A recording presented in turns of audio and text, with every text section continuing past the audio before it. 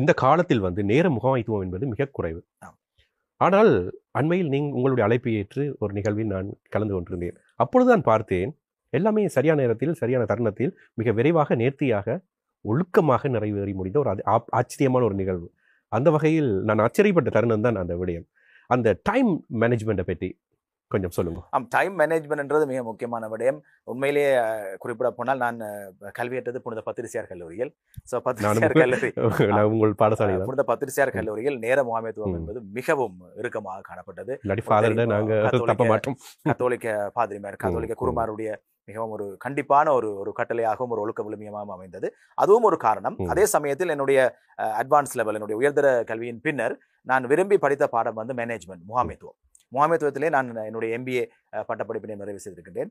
அதில் நேர முகாமைத்துவம் என்பது மிகவும் ஒரு முக்கியமான ஒரு விடயமாக காணப்படுகிறது. எனக்கு நல்ல ஞாபகம் இருக்கின்றது. 2008ஆம் ஆண்டு நான் ஒரு 6 மாத கோர்ஸ் ஒன்று கேட்டிருந்தேன், டிப்ளமா இன் மாடர்ன் மேனேஜ்மெண்ட் சொல்லி. அந்த மாடர்ன் மேனேஜ்மெண்ட்லையும் வந்து நவீன முகாமைத்துவம், அந்த நவீன முகாமைத்துவத்திலும் மிக முக்கியமாக நேர முகாமைத்துவம் காணப்பட்டு வருகிறது. அதே சமயம் என்னுடைய வகுப்புகளில் அதை நான் மிகவும் கண்டிப்பாக கடைபிடிப்பது உண்டு.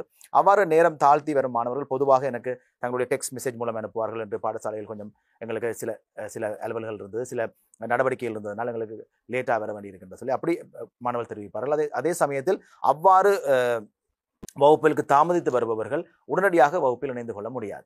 அவர்கள் கட்டாயமாக செய்சா என்று சொல்லப்படுகிற ஜப்பானிய பாசையில் செய்சா என்று சொல்லுவார்கள். அது இருக்கை முறையிலான ஒரு அமைதியாக இருக்கும் ஒரு முறை ஒன்று.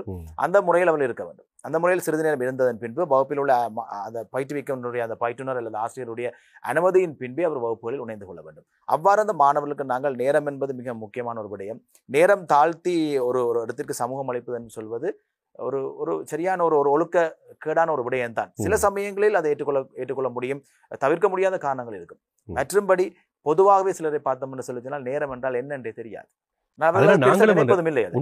தொடர்ச்சியாக அவர்கள் அவர் செய்யும் போது நாங்களும் அதை பின்பற்றுகின்ற அதற்கு நாங்கள் ஏய்பாக்கம் அடைந்து விடுவோம். சில சமயம் ஓகே நேரம் தாழ்த்தி வந்தாலும் நாங்கள் அவர்கள் ஏற்றுக்கொள்வோம் என்ற ஒரு மனோபக்குவத்திற்கு நாங்கள் வந்துடுவோம். ஆனால் பொதுவாக நான் பெற்றோருக்கும் நான் அதனை தெரிவிப்பது உண்டு. பிள்ளைகள் ஒரு கலையை கற்க வரும் பொழுது, ஒரு விளையாட்டினை கற்க வரும் பொழுது, கல்வியை கற்க வரும் பொழுது அந்த பிள்ளைகள் சரியான நேரத்திற்கு வருகிறார்களா என்பதை நீங்கள் பார்க்க வேண்டும்.